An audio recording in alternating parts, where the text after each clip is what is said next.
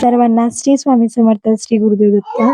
सकाळी 5 ची एंट्री आहे. ही छान प्रकारे अशी मंदिरात एंट्री केली आणि माझे मिस्टर रोज अभिषेकसाठी लुंगी बनेलच घालतात. त्यानंतर मग सुंदर असा पाळणा झाला संध्याकाळी. तुम्ही पुढे बघसाल.